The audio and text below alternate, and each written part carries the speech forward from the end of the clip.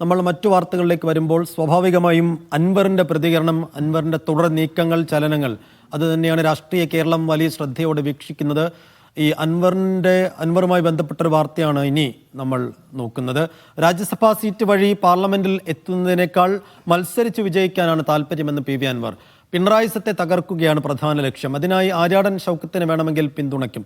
V S Joy മത്സരിച്ചാൽ വൻ ഭൂരിപക്ഷത്തിൽ വിജയിക്കുമെന്നും ഷൗക്കത്തിന്റെ കാര്യത്തിൽ അത്തരം ഉറപ്പില്ലെന്നും പി വി അൻവർ മീഡിയ വണ്ണിനോട് പറഞ്ഞു.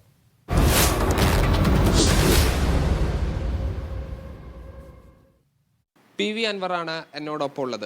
ഞങ്ങൾ DMK എന്ന് പറഞ്ഞൊരു കൂട്ടായ്മ, സാമൂഹ്യ സംഘടന ഉണ്ടാക്കി സജീവമായി പ്രവർത്തിച്ചുകൊണ്ടിരിക്കുകയായിരുന്നു. രാഷ്ട്രീയ പാർട്ടി അല്ലെങ്കിലും പിന്നീട് ഒരു TMC പോലുള്ളൊരു പാർട്ടിയിൽ തന്നെ ചേരണമെന്ന് തീരുമാനമെടുക്കാനുള്ള കാരണം എന്താ? അതൊരു പൊളിറ്റിക്കൽ പാർട്ടി ആയതുകൊണ്ട്, മറ്റൊരു സോഷ്യൽ മൂവ്മെൻറ്റ് എന്ന് സപ്പോർട്ടഡ് ബൈ പൊളിറ്റിക്സ് എന്നുള്ളല്ലോ. സ്ട്രെയിറ്റ് അവേ നമുക്ക് അതിൽ പൊളിറ്റിക്സ് ഉണ്ടായിരുന്നില്ലല്ലോ. അപ്പോൾ സ്വാഭാവികമായിട്ട് സ്ട്രെയിറ്റ് അവേ പൊളിറ്റിക്സ് ഇൻവോൾവ് ആണെങ്കിൽ വി നീഡ് ദ പൊളിറ്റിക്സ്. അതുകൊണ്ടാണ് അങ്ങനെ ഒരു പൊളിറ്റിക്കൽ പാർട്ടിയിൽ ചേരാനുള്ള തീരുമാനമെടുത്തത്. ഇപ്പോൾ ഈ കേരളത്തിൽ കാര്യമായി ഒരു സ്വാധീനമില്ലാത്ത പാർട്ടിയാണ് തൃണമൂൽ കോൺഗ്രസ് എന്ന് പറയുന്നത്. ഇനി അതിൻ്റെ ഇപ്പോൾ സംസ്ഥാന കോർഡിനേറ്ററായി തെരഞ്ഞെടുത്തിരിക്കുകയാണ്. ഇനി എന്താണ് അതിനെ ശക്തിപ്പെടുത്താനുള്ള പ്രവർത്തനം എങ്ങനെയാണ്?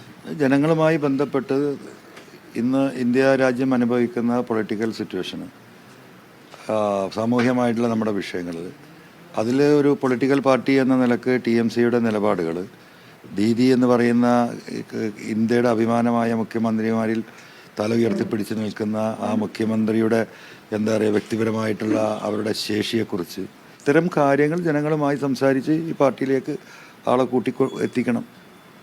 ഇപ്പോൾ ഉപതെരഞ്ഞെടുപ്പിൽ എന്തായാലും മത്സരിക്കാനില്ല എന്ന് താങ്കൾ പ്രഖ്യാപിച്ചു. അടുത്ത നിയമസഭയുടെ പൊതുതെരഞ്ഞെടുപ്പിൽ മത്സര രംഗത്തുണ്ടാവും. ഇപ്പോൾ താങ്കൾ UDFന്റെ ഭാഗമാണെങ്കിൽ താങ്കളെപ്പോലുള്ള ഒരാൾ നിയമസഭയിൽ അനിവാര്യമല്ലേ? അല്ല, അതൊന്നും ഇപ്പോൾ പറയാറായിട്ടില്ല. നമ്മുടെ മുമ്പിൽ ഇപ്പോൾ ഈ വരുന്ന തെരഞ്ഞെടുപ്പിൽ പിണറായിയെ താഴെ ഇറക്കുക എന്നുള്ളത് മാത്രമേ ഉള്ളൂ. പിന്നെ LDFനെ താഴെ ഇറക്കുക എന്ന ഒറ്റ ലക്ഷ്യത്തിന് വേണ്ടിയിട്ട് താങ്കളുടെ ഈ പാർലമെന്ററി രംഗത്തുനിന്ന് തൽക്കാലം വിട്ടു നിൽക്കുക, അങ്ങനെയാണോ? പാർലമെന്ററി രംഗത്ത് നിന്ന് വിട്ടു നിൽക്കുന്നില്ലല്ലോ. പാർലമെന്റ് നിയമസഭയിൽ നിന്ന് മാത്രമല്ലേ ഇറങ്ങിയിട്ടുള്ളൂ. ആ നിയമസഭയിൽ എത്തണമെങ്കിൽ ഇവിടെ ഈ ഗ്രൗണ്ട് വേണ്ടേ? ആ ഗ്രൗണ്ട് എന്ന് പറയുന്നത് ഇവിടുത്തെ പൊളിറ്റിക്സാണ്. ഈ പൊളിറ്റിക്സിലുള്ളത് കൊണ്ടാണല്ലോ അവിടെ എത്തിയത്. അപ്പോൾ സ്വാഭാവികമായും അവിടെ നിന്ന് ഇറങ്ങിയെന്ന് വിചാരിച്ചാൽ പാർലമെന്ററി രംഗത്ത് നിന്ന് വിട്ടു നിൽക്കല്ല. നമ്മൾ പാർലമെന്ററി രംഗത്തിനെ ശക്തിപ്പെടുത്താനുള്ള രാഷ്ട്രീയ പ്രവർത്തനത്തിന് നേതൃത്വം കൊടുക്കുക എന്നാണ് ഉദ്ദേശിക്കുന്നത്. താങ്കൾ ബംഗാൾ വഴി രാജ്യസഭയിലേക്ക് എത്താനുള്ള സാധ്യത ഉണ്ട് എന്നൊക്കെ കേൾക്കുന്നുണ്ട്. കേൾക്കുമ്പോൾ നല്ല സുഖമുണ്ട്.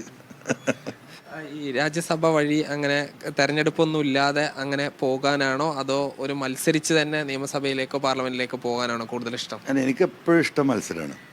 ഷൗക്കത്ത് മത്സരിച്ചാൽ എന്തായിരിക്കും നിലപാട്? അപ്പോൾ നേരത്തെ പറഞ്ഞത് തന്നെയാണോ, അതോ പിന്നെ VS ജോയോ അല്ലെങ്കിൽ മറ്റാരെങ്കിലും മത്സരിക്കണം എന്ന് തന്നെയാണോ? അല്ല, ആര് മത്സരിച്ചാലും നമ്മൾ പിന്തുണയ്ക്കുന്നു. ജോയ് മത്സരിച്ചാൽ 30,000 തൊട്ട് ഞാൻ ഈ പറഞ്ഞ 40-50 വോട്ട് വരെ എത്തിക്കാൻ കഴിയുന്നുള്ളത് എനിക്ക് വ്യക്തിപരമായ കോൺഫിഡൻസ് ഉണ്ട്. അപ്പം നിങ്ങൾ ഈ പറഞ്ഞ ആൾ മത്സരിക്കുകയാണെങ്കിൽ എത്ര വോട്ടിൻ്റെ ഭൂരിപക്ഷം ഉണ്ടാവും?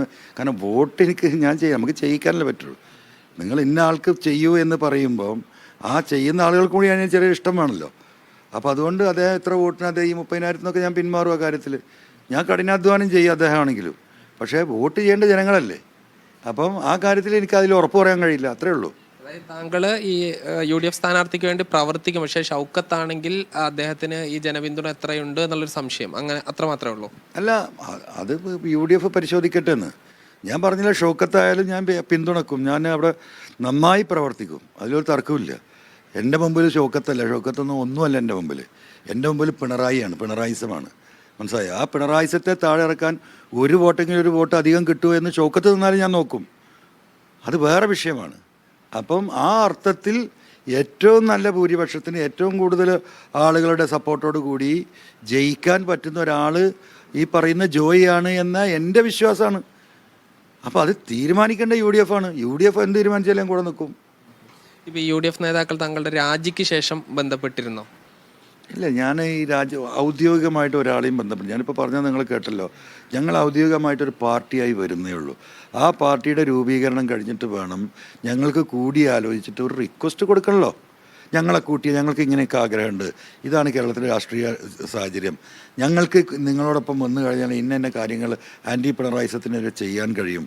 അതുകൊണ്ട് ആൻറ്റി പിണറായിസം ഇവിടെ പ്രാവർത്തികമാക്കാൻ, പിണറായിയെ താഴെ ഇറക്കാൻ, UDF അധികാരത്തിൽ ഏറ്റാൻ ഇത്രയും കാര്യങ്ങളൊക്കെ ഞങ്ങൾക്ക് ചെയ്തു തരാൻ കഴിയും. അതുകൊണ്ട് നിങ്ങൾ ഞങ്ങളെ പരിഗണിക്കാൻ പറ്റുമെങ്കിൽ പരിഗണിക്കണമെന്നൊരു റിക്വസ്റ്റ് കൊടുക്കണ്ടേ? അതിലേക്ക് എത്തുന്നല്ലേ ഉള്ളൂ. ഇപ്പൊ ഈ ഇടത് നേതാക്കൾ, ഈ പ്രത്യേകിച്ച് CPM-ന്റെ നേതാക്കൾ പറഞ്ഞാണ് താങ്കൾ വാർത്താ സമ്മേളനം നടത്തിയത് എന്ന് പറഞ്ഞിരുന്നത്. അവരുടെ പേരുകൾ പറയുന്നില്ല. അത് അവർക്ക് എന്തെങ്കിലും ഒരു സുരക്ഷാ പ്രശ്നം ഉള്ളത് കൊണ്ടാണോ? അല്ല, അത് പലതും ഉണ്ടാവും, മനസ്സിലായില്ലേ. മാത്രമല്ല അവരെ ശേഷിക്കുറവാണ് പിന്നെ അവർക്ക് എന്നെ സപ്പോർട്ട് ചെയ്യാൻ പറ്റാതിരുന്നത്. അവർക്ക് ആഗ്രഹമില്ലായിട്ടല്ല, അതിനുള്ള ശേഷിയില്ല. അപ്പം അങ്ങനെ ഒരു എന്താ പറയുക, എന്നെക്കൊണ്ട് ഇനി എൻ്റെ ജ്ഞാനവും ഇങ്ങനെയായി, ഇനി അവരുടെ ഫ്യൂച്ചറും കൂടി അങ്ങനെ ആക്കണ്ടല്ലോ. അതുകൊണ്ട് അതിൻ്റെ എൻ്റെ ഒരു മൊറാലിറ്റിയുടെ ഭാഗമായിട്ട് ഞാൻ പറയുന്നില്ല എന്ന് ഉദ്ദേശിച്ചു. എന്തായാലും രാഷ്ട്രീയ രംഗത്ത് അൻവർ സജീവമായി വരും ദിവസങ്ങളിലും ഉണ്ടാകും. സാജിദ് ഇസ്മൽ, മീഡിയ 1, തിരുവനന്തപുരം.